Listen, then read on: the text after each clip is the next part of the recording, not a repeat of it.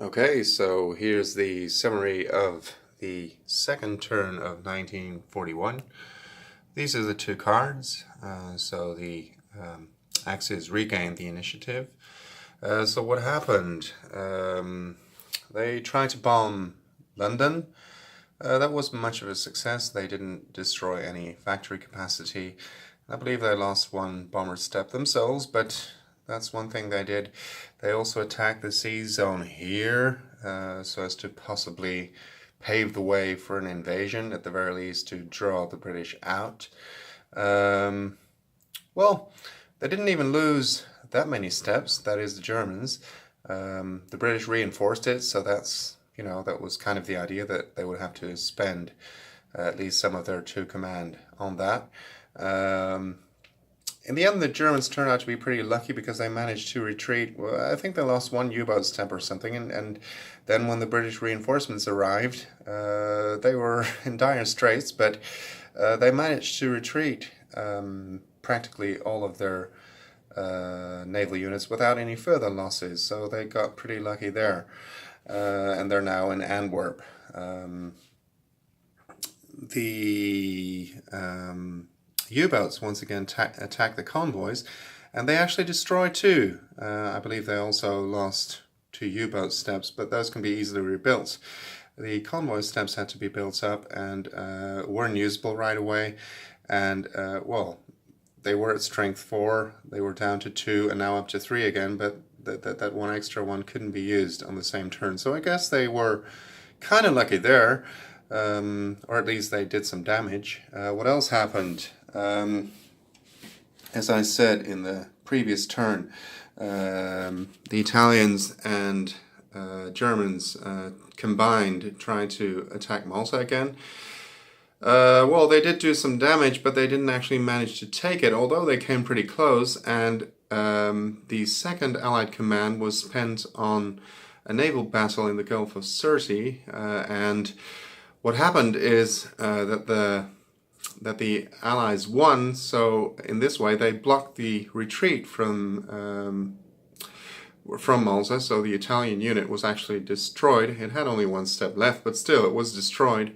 And the dive bomber, of course, could retreat back to Sicily, but I think this was about the last turn that it was in fact possible for the Germans and Italians to try to take Malta, because, as I said previously, it certainly looks like the British are seizing control of the Mediterranean slowly but surely. What I also did during the supply phase, I gave another step to the fortress, even though it's still blocked here through Gibraltar.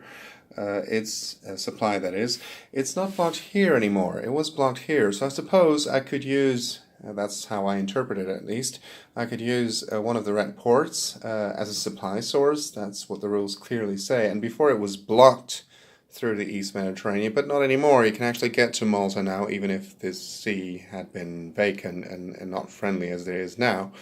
What I did have to do is spend one extra PP because I was using a red port as a supply source. I hope I did that well. In fact, I think I did, but in case anybody could confirm that for me, I would be really grateful for it, but I think I did it right. Well, what else happened? The Germans, they keep going for England. So they're attacking the factories, they're trying to take out convoys, and they're basically building up here along the coast. Probably they don't need this many units, but yeah. They don't need them against the Russians either. Well, they do, obviously, but they don't have a chance. So it's Britain they have to go for, or go after. Speaking of the Russians, they're actually up to total strength.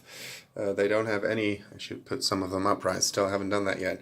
I don't have any blocks left to build, and they're all at maximum strength. So if I hadn't used the 2 command for, well, on the British, and I think I used them wisely, but if I'd used one for the Russians, they actually could have attacked Germany perhaps already, and they don't have to wait to be attacked.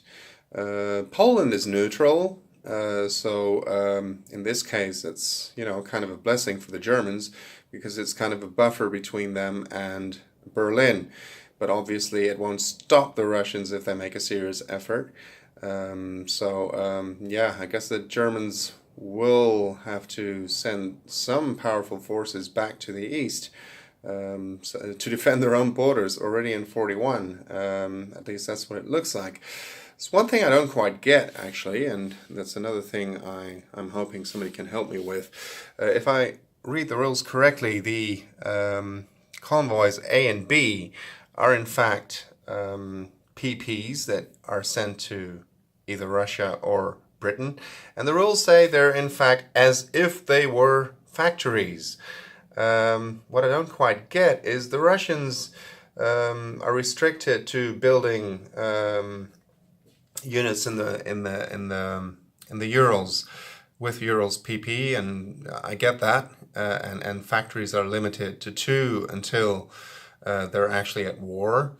Well, until they're either attacked or 1942. That's a slight difference there, but an important one.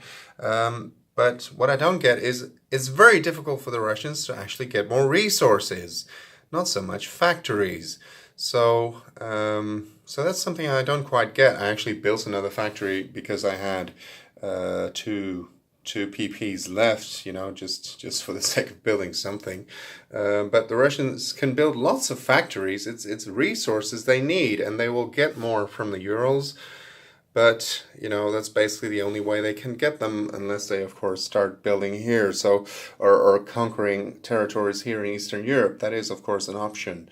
But yeah, I'm a bit, you know, confused about how the convoy is actually supposed to be of much benefit until they actually start conquering Eastern Europe, European resources or something like that. And by the time that happens, well, then I guess they hardly need them anymore. But maybe I'm overlooking something. Maybe they're actually, yeah, they're saying PP, so I guess, yeah.